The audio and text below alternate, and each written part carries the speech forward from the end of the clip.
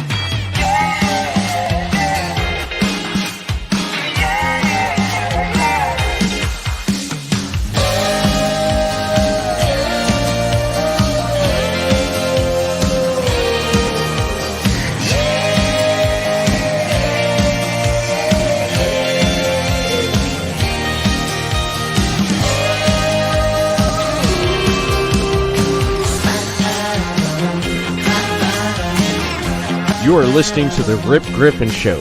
Make sure to subscribe to the show on all the major podcast platforms.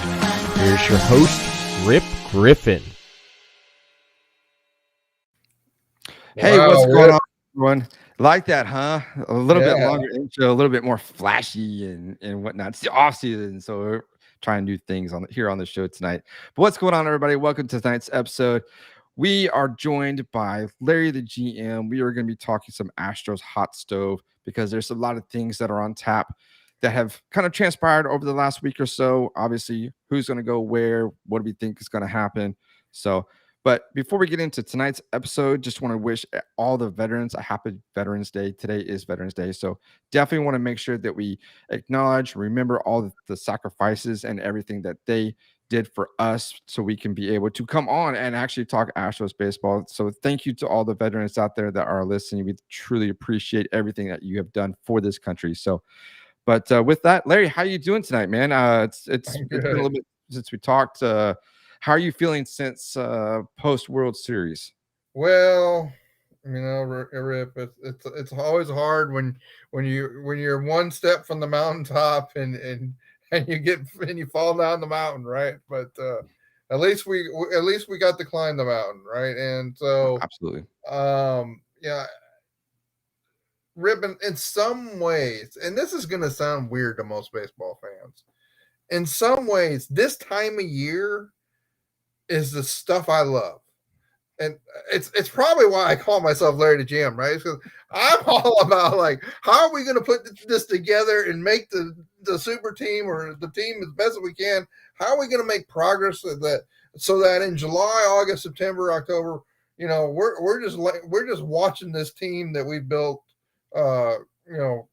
beat the tar out of people, right? And so I love this time of year, and you're gonna see it out of me at LarryTheGm. I mean, you've already seen the off-season guide that's got it. The website says it takes 20 minutes to read the off-season guide. Right? I think that's understated. That may be how fast you can read the words, but it may take an hour to actually, like, what the heck is Larry talking about in this table here and everything I'm trying to jam in there. I just had one of our colleagues asked me questions, say, well, that's in the guide. I mean, why I've already written this out. I'll just go to the guide. It's there. Anything you want to know about the Astros offseason, it's in the offseason guide at LarryTheGm.com. So that's right. Check it out. And because, I mean, there's a lot of time that you put into it, which is phenomenal, because that's a lot of, putting key pieces together and, trying to figure out, well, who could be comparable as far as if a player is to leave or is traded. And that's a lot of numbers sense right there. And I mean, that just goes to show how baseball has become so analytical these days.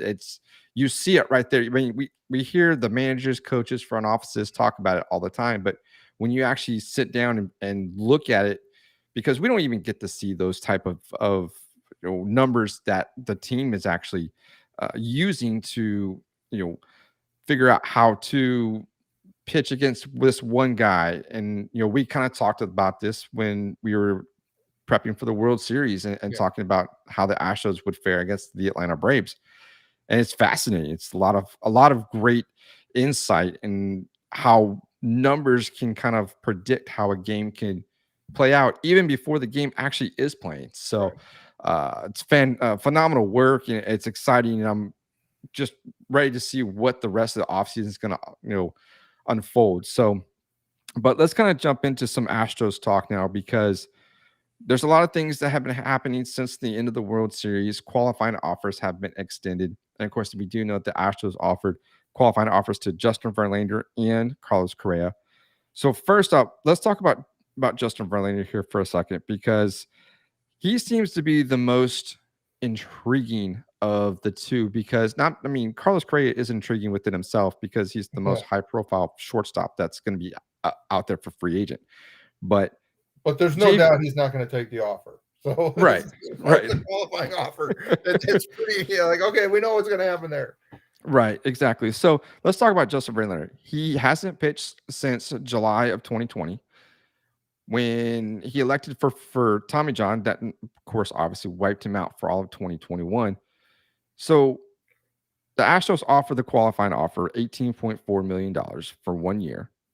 Now, if you're Justin Verlander, what are you possibly thinking? Do you want to try to use this as an opportunity next season to play for a bigger contract, or do you think what do you think the Astros and Justin Verlander should do? Well, okay, there's two sets of people that know truly what Justin Verlander's health situation is.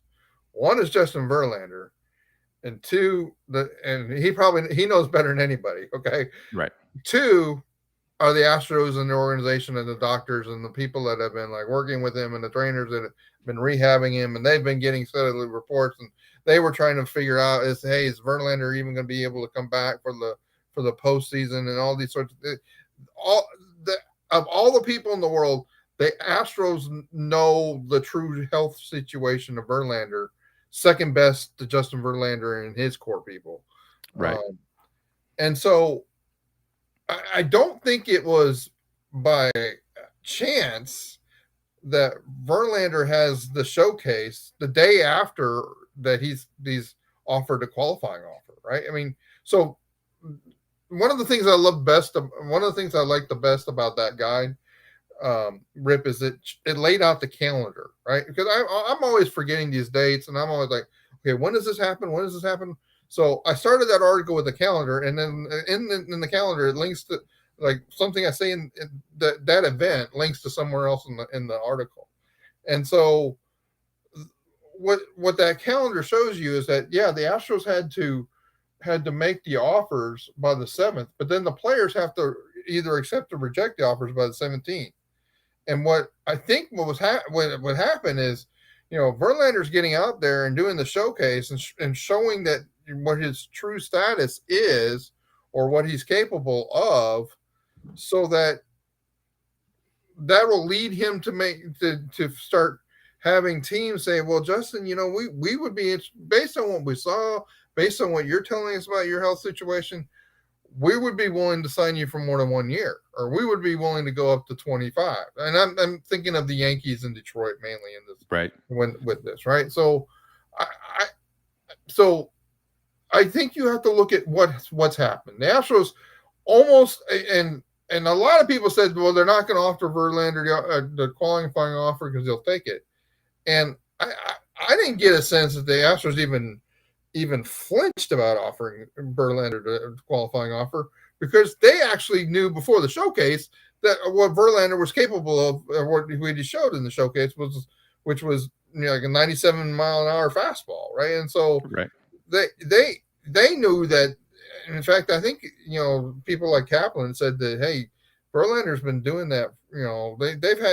They've had TrackMans on and speed radars on Verlander for a while as he's done workouts. So I think the Astros know what his true capabilities are, and I think obviously Verlander has been around the block so many times. He kind of knows what he. So I guess there's three possibilities. one is I'm right, and Verlander really is capable, and he knows he's capable, and he's not going to take the qualifying offer because he already knows that by the time, even if it takes till February or March, the Tigers or the Yankees are going to give him 2 or 3 years, and they're going to give him 20 to $25 million. And so I'm not going to take the qualifying offer. Two, that showcase was a complete sham, and it was just like I can do it for 20 pitches or 25 pitches, but there's no way I can actually do this for much more. And he's going to take the qualifying offer because he knows that he's not really in good shape. And three is somewhere in between.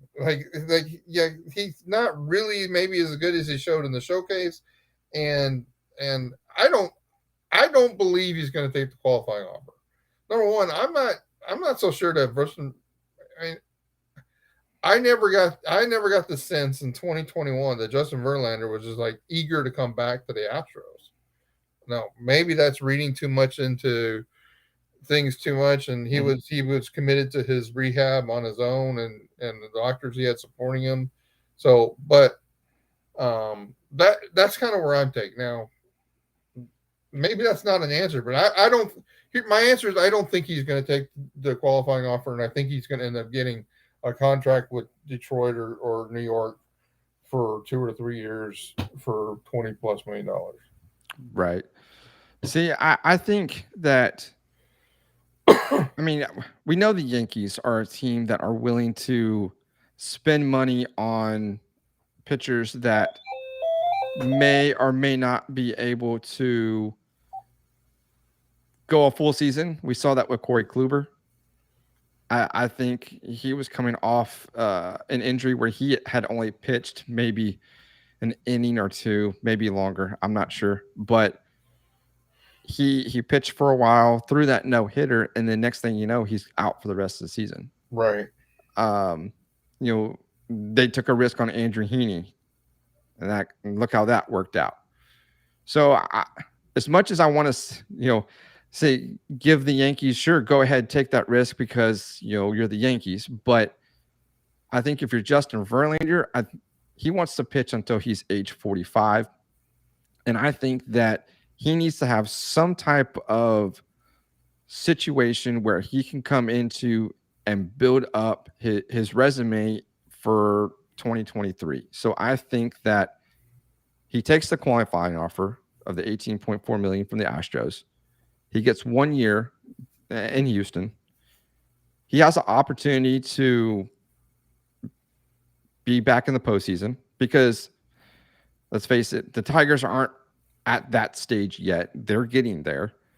The Yankees, they're trying to buy championships, and look how it's worked out. They haven't been to a World Series since 2009. But he uses 2022. Got to get that right now because we're fixing to head into the new year. But he uses 2022 with the Astros to showcase he has a full season so he can pitch 25, 30 games. Hopefully he can get maybe 160, 180 innings, not the 200 that we saw in 2019 where he had 300 strikeouts. But I think he needs to build back up. And I think 2023, we're going to see him go, like you mentioned, to Detroit, New York, maybe even kind of get reunited with Garrett Cole. But I think that makes the most sense. It's the most logical if I'm Justin Verlander, because if a team, takes that risk and he has some type of setback, then yeah, I don't know. I don't know what would happen, but I think that's what Justin Verlander is going to do is take it. Possible. Yeah, to take it and run with it and see what happens in 2023. So, but it's interesting because the Astros are very high on Verlander right now. And that's the kind of the interesting thing that we've been hearing in the news lately, and we'll kind of, when we get to the Carlos Correa here in a little bit, we'll kind of touch on the reasons why I think the Astros are a little bit more gung-ho on Verlander. But let's go ahead and let's jump into some other news real quick, because Jake Myers he is going to be out indefinitely for the foreseeable future. He'll definitely miss opening day. He had surgery to repair that torn labral that he suffered against the Chicago White Sox in the American League Division Series. So, with Myers going on the shelf for the foreseeable future, what do the Astros need to do to solidify the center field position? Do they go internally with Chas McCormick, Jose Siri, or do you think they might try to explore free agency, bring in maybe Sterling Marte type caliber player? Okay, the Astros have $50 million.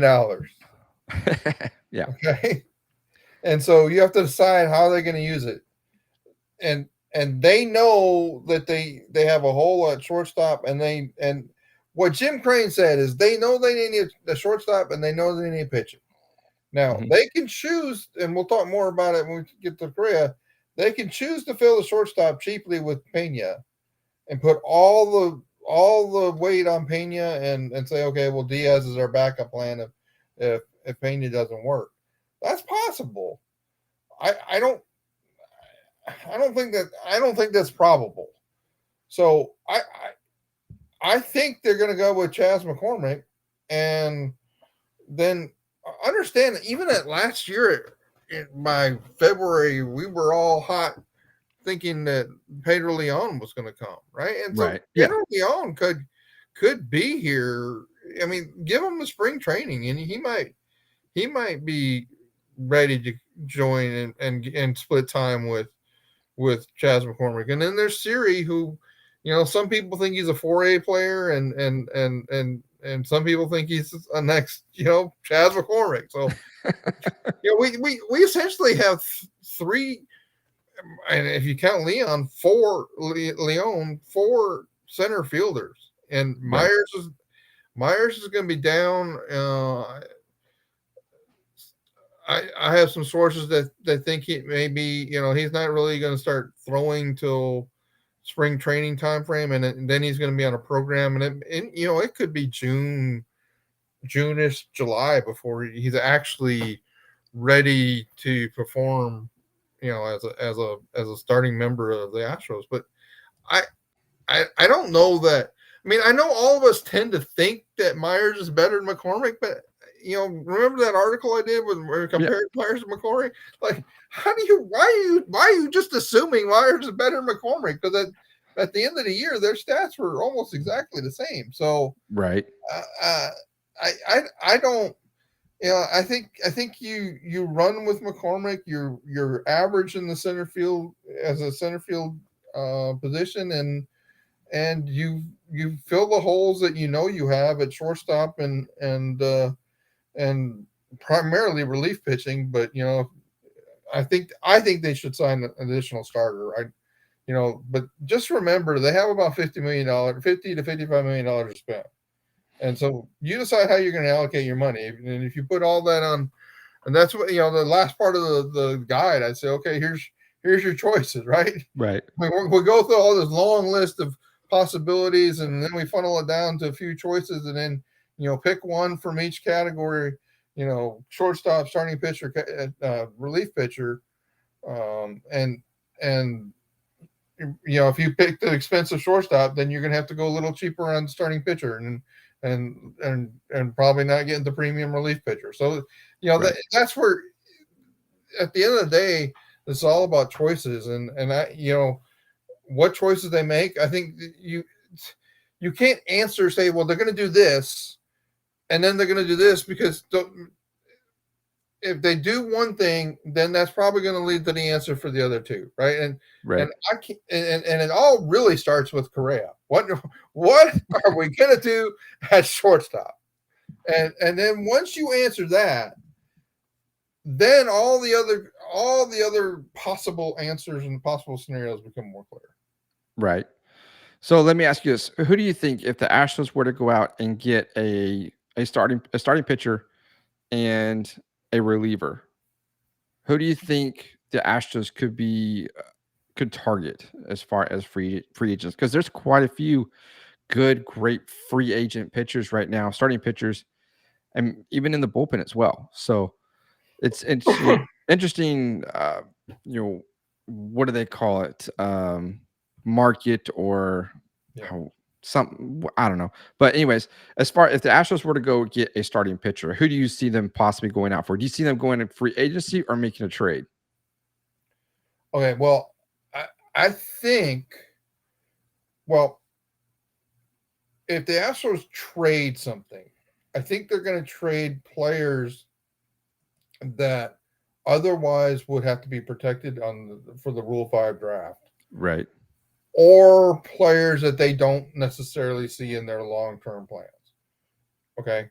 And so there's some players that, you could look at, and I'm not going to call them out because I don't have the knowledge to know what's in the Astros long-term plans or not. So I'm not going to do that to any of the minor leaguers. So that's LarryTheGm's opinion.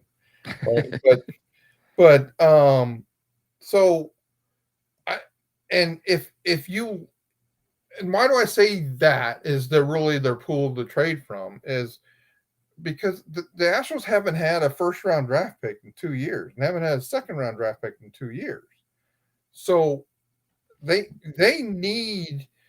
don't have an abundance of prospects. I mean, I believe the Astros have some really good prospects still in their system. Some of those are still prospects that Jeff Luhnow signed before he left it are now starting the way to their final step to the major leagues. Right. But there's just not an abundance of depth throughout the system that there's we can't make the successive Cole Greinke deals back to back with sending off a bunch of prospects that are going to be highly valuable for people. So I don't believe at this point in the season the Astros should make a trade.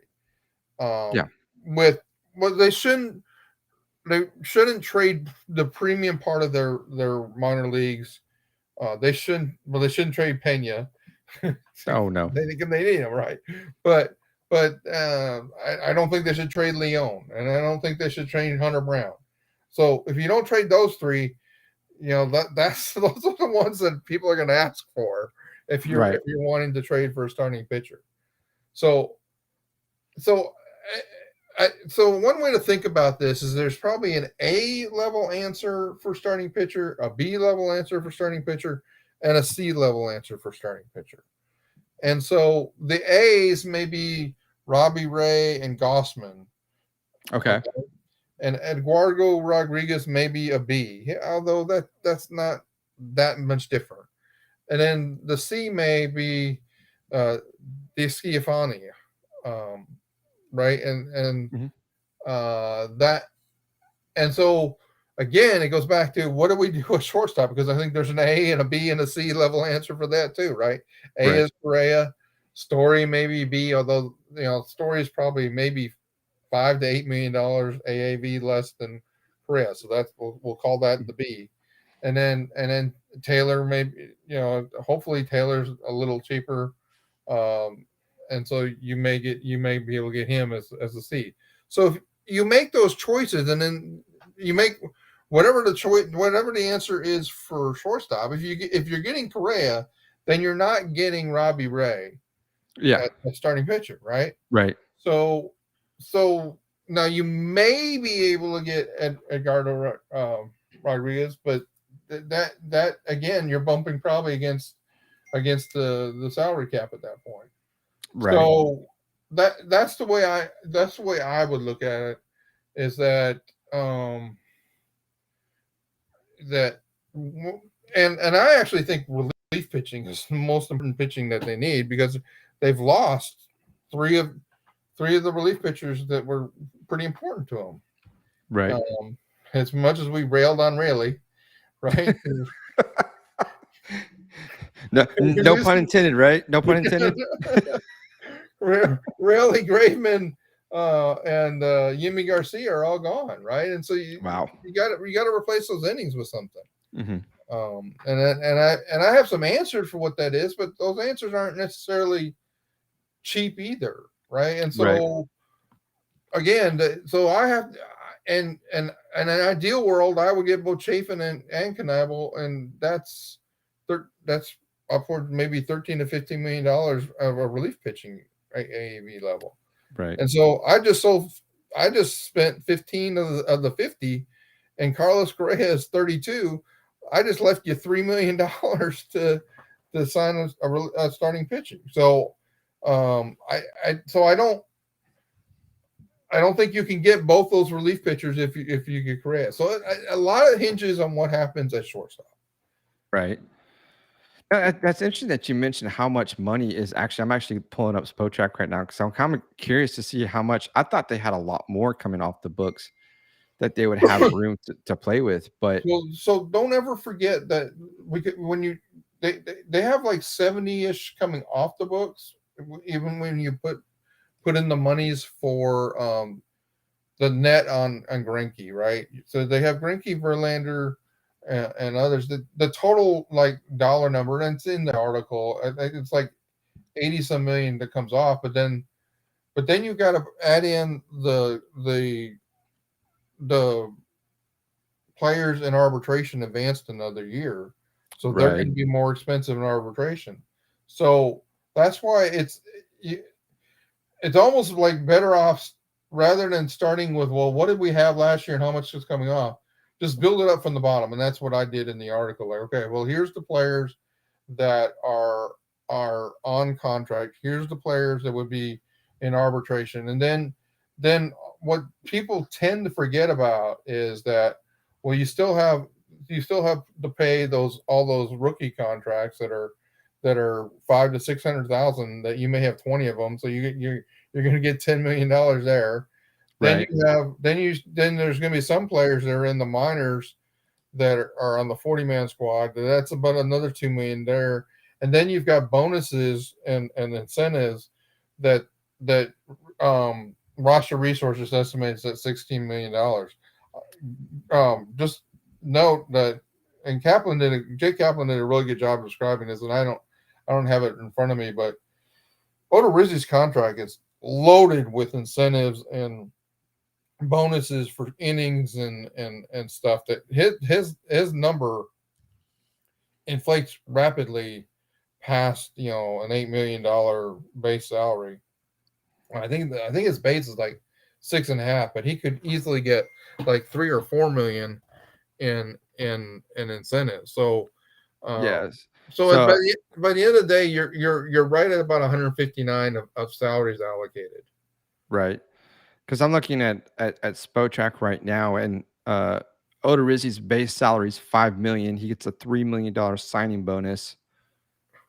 So that's, and then in the details of that, you'll see a bunch of incentives that he gets. There's like 500 for this, 500,000 for this, 500,000 for this. So it adds up rapidly. And of course you've got Ryan Presley, who surpassed his appearances this year, right? And so he gets a vested option. So he's 10 million. Automatically going to make 10 million. So that's a lot. I mean, of course, Alex Bregman is looking to make about. Well, the payroll number is 13, but his AAV is 20. Yeah. Because next year it bumps to 30 million. So you have to not only look at their payroll numbers, but also what goes into the calculation AAV. So just with like Altuve, Bregman, McCullers, Brantley, Presley, Gurriel, Odorizzi, Baez, Maldonado, and Castro, you've got $116 million of contracts. Gosh. Now, you say, okay, well, let's trade Odorizzi. Okay, good luck. Yeah. I mean, I think that may be an answer. You're going to need to, but I don't know that you can maybe you can make that trade in December. Somebody like a Yankees that are desperate for pitching, or the Angels that they say they're going to open the checkbook on pitching and get pitching from every, maybe you can make a deal, but you're not going to get what, you're going to try to ensure salary relief is basically why you're trading. Right. And when you do that, you're diminishing your options for starting pitching, and you're basically saying, well, if we have 3 or 4 injuries in starting pitching, we are going to be dependent on the minor guys. Right. Yeah. All right. So I think I said it about 7 or 8 times Rip, it all depends on Correa. So we should probably talk about Correa, right? So yeah, so the big talk this offseason, of course, what are the Astros going to do with Carlos Correa? He is the high priced commodity at shortstop that a lot of teams are going to try to throw as much money as they can to lure him to whatever destination that he decides to go. Obviously, the Yankees are probably one of the big teams that are in the mix. Detroit, like we've talked about. There could be some other teams as well. Hopefully, the Astros are one of those teams that will be able to make a push. Of course, Jim Crane, James Click, they have said that they are going to make it a priority to pursue Carlos Correa. But they've offered him a contract of 5 years, 160 million. But that's all they've offered so far. That's kind of why I mentioned the JV at the beginning, because they seem to be more gung-ho on JV versus Correa, which is interesting. But let's talk about Correa, because what is the number that the Astros need to be at to keep Correa long term, so he doesn't go to a place like the Yankees that have started to build this rivalry with the Astros? Yeah, so it's interesting because the people I interact with on Twitter are like in two camps. Like, there's like, pay the man whatever he wants. Like, if it's 50 million a year, I don't care, just pay him, right? Like, and then there's this group like, well, I'm not down for a 10-year contract, Larry. 10-year contracts never work out. It's like, okay, and there was a report from like Channel 2 that they offered Correa a 210 6-year contract. Yeah, Like, it was weird because that was kind of posted, but nobody's talking about it. It was 6 years at 210 million, which is 35 a year. So 35, yeah. So here's the reality. Someone, it could be the Miami Marlins for all we know, is going to offer Carlos Correa 8 to 10 years. And so if you want to compete for him, you should compete in that range. Now, I think there's ways to frame that for Carlos that say, you know what, Carlos, let's talk about a 10-year deal, but let's talk about a vesting option for part of this, where the rest of it doesn't kick in unless. So, I mean, I think you can have a heart-to-heart with Carlos. Say, Carlos, we love you, but we're worried about your body being able to survive the next 10 years in Major League Baseball. So we're willing to overpay the AAV to have a little bit of insurance relative to that. And so, but then I would say, but we want to be able to vest the last 3-4 years of this. I don't know how many years they can get away with that logic, such that we'll pay you $32 million AAV, 10-year contract. That's going to be the biggest number you get or close to it. But the last 4 of this are in some sort of vesting situation where maybe you only get, a fourth of the vest if you don't hit the number of games played or something along those lines. Right. Now, you immediately somebody said, well, Larry, other teams aren't going to demand that.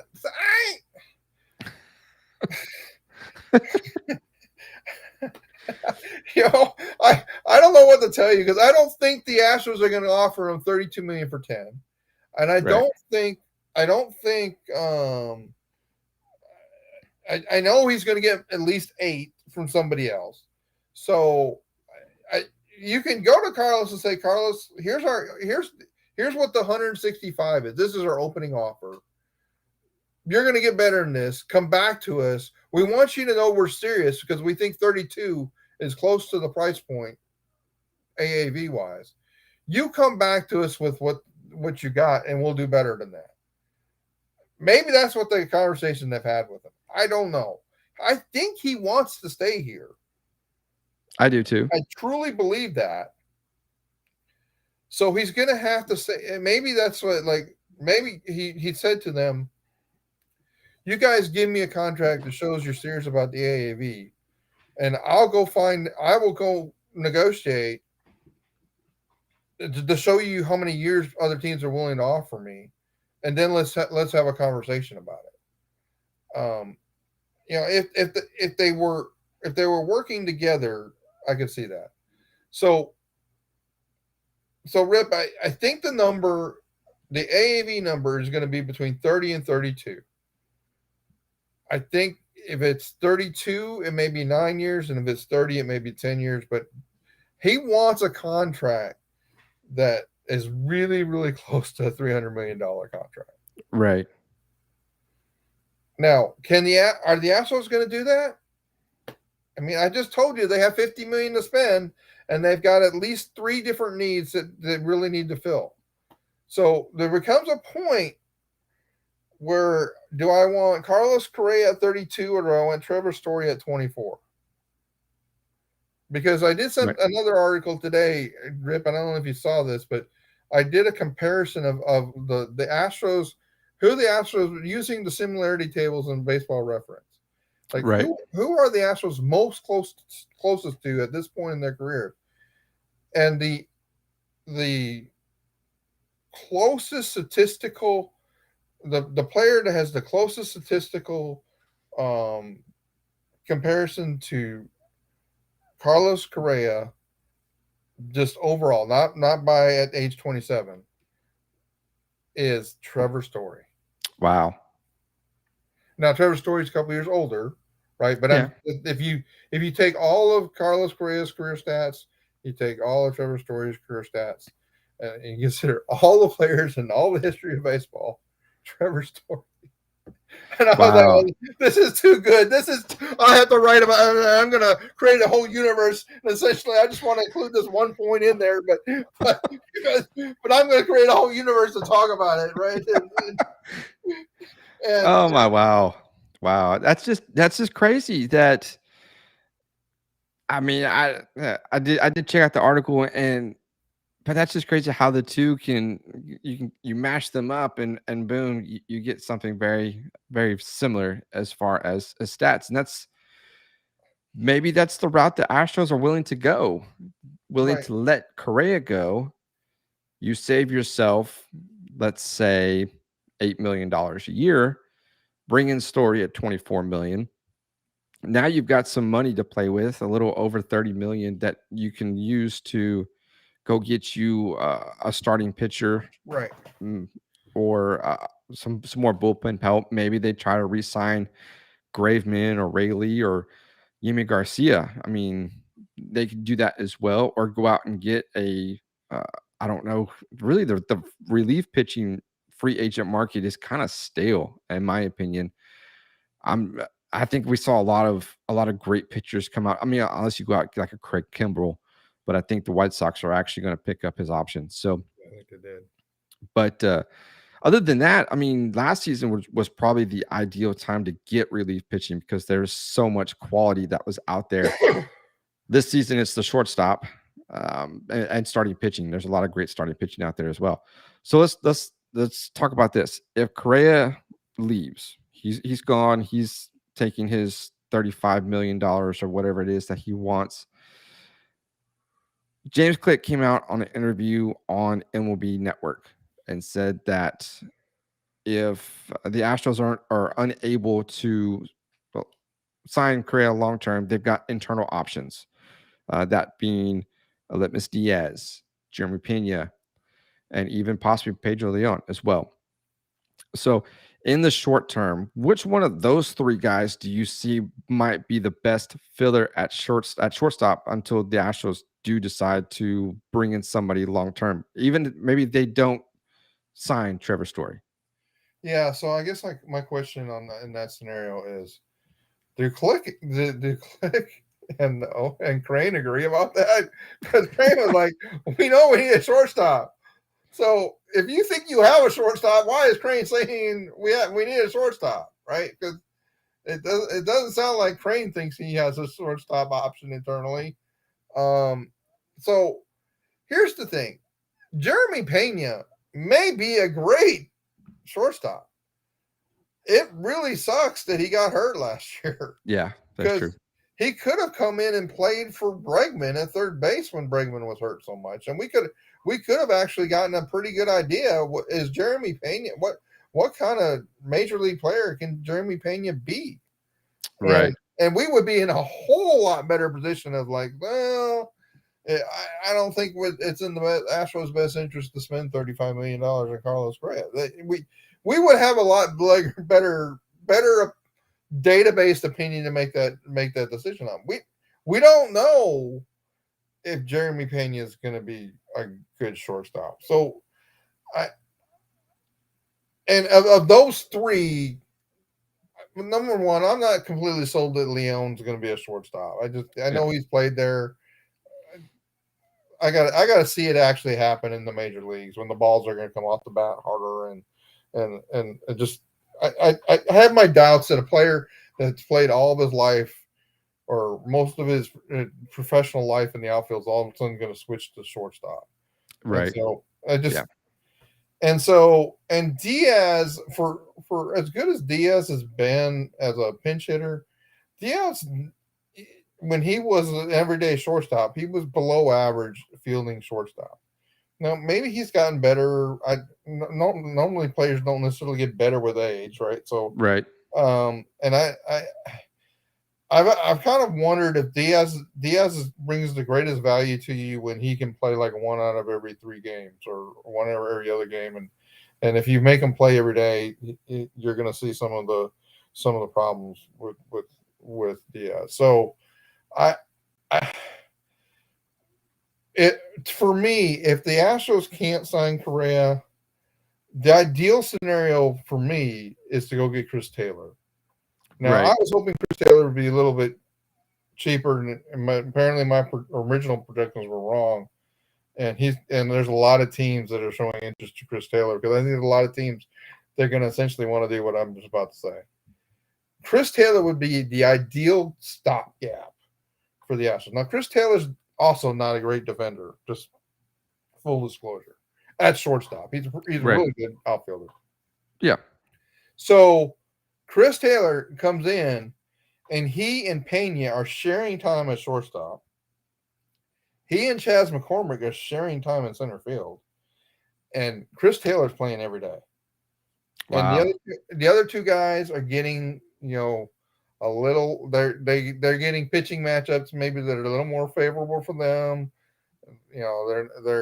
They're being rested against that really bad matchups, and it would be ideal until like then we have this season or half a season to figure out like is Jeremy Pena actually a shortstop, a major league capable shortstop or not?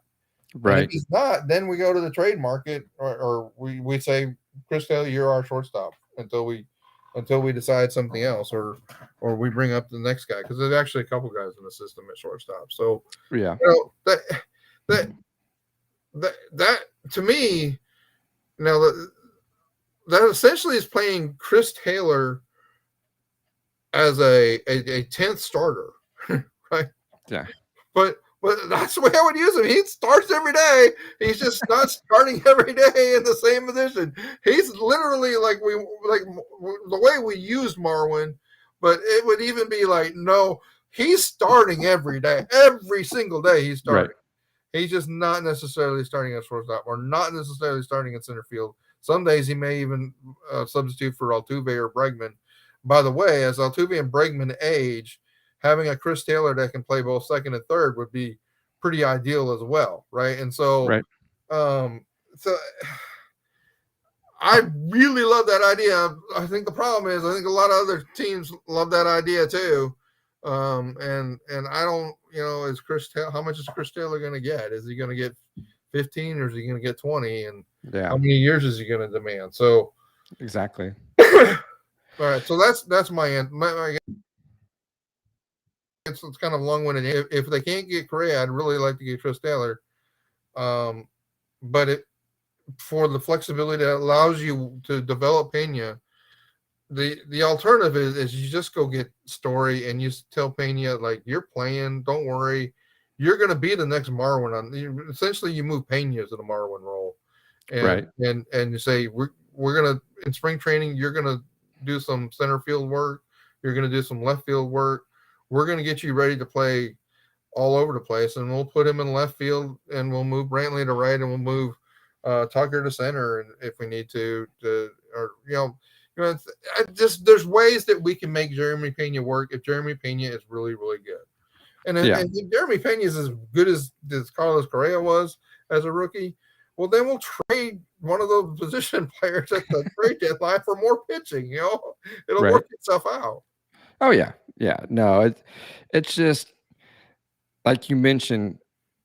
What is Carlos Correa going to do? Because he's the table setter. He's the one that's going to dictate what the Astros do next. And hopefully they can get this deal done sooner than later, because obviously we've got the CBA coming to an end on December 2nd. So there's a lot of things that the Astros, and especially free agents, they want to try to get something put down on paper before the CBA expires, because you don't know what's going to happen after that. So it's better to have a deal done now, have it guaranteed, and then if there is some sort of lockout or stoppage or whatever, then at least the free agents are secure. So hopefully they can get this done within the coming weeks, because December 2nd will be here before we know it. So, but it's definitely going to be interesting to see what the Astros tend to do as the offseason progresses. We are only a week removed from the season, as the World Series ended just last week. So the Astros have a lot of work to do still. They're still saying that the priority is Carlos Correa. We'll see what happens. It's not looking like it, from the outside looking in, but I think there's more internal talks than what we know about, because obviously the Astros are pretty, when it comes to information, they keep it pretty much at their chest, so they don't really divulge a whole lot until it's actually time. So, but I agree with you. I agree with you, Rip. That you remember when they signed the right fielder that they signed, the Woo guy. Why am I forgetting? Reddick, Josh Reddick. Yeah. You remember how quickly they signed Reddick that year in offseason? Yeah. And I think it kind of, because they said, look, we have a niche. This is what we need, right? And the Astros are very clear what they need.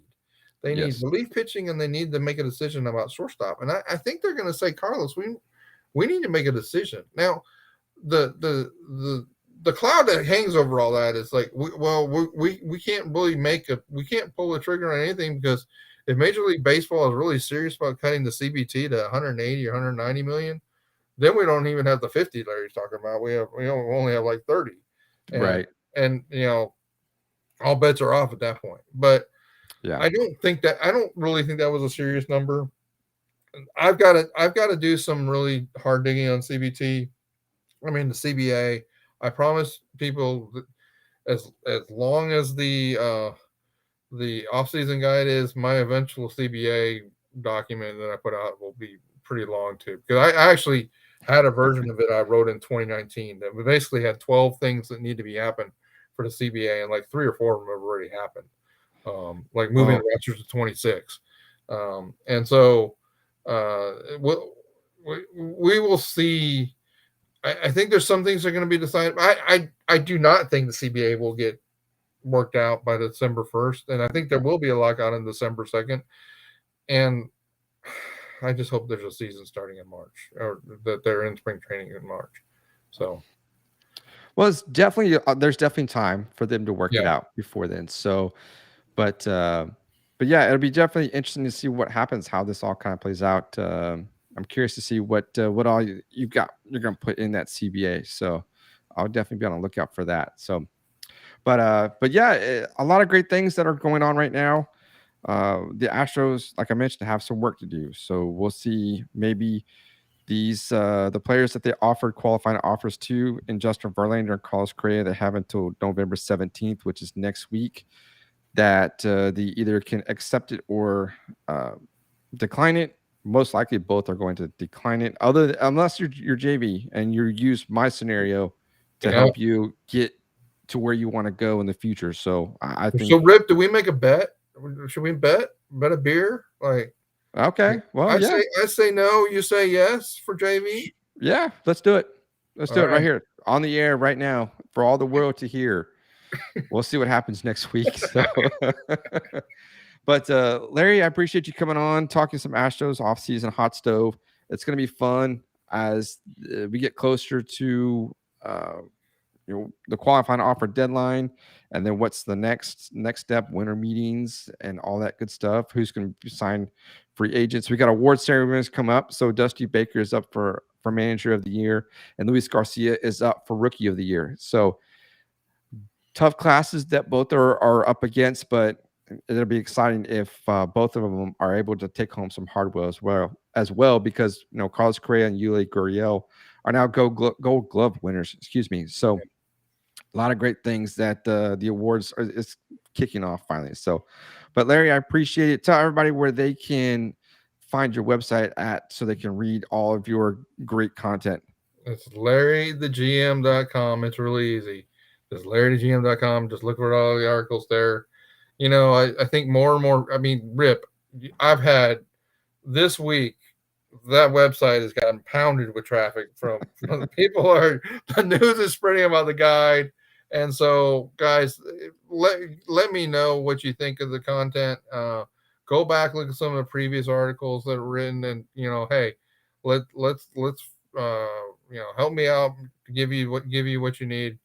I'm gonna be working on the CBA article, but LarryTheGm.com. There you have it, folks. Head on over, check out all the great content that Larry's pushing out. If you ever have a question you'd like to call into the show, you can call in, leave a voicemail. That number is 210-263-3253.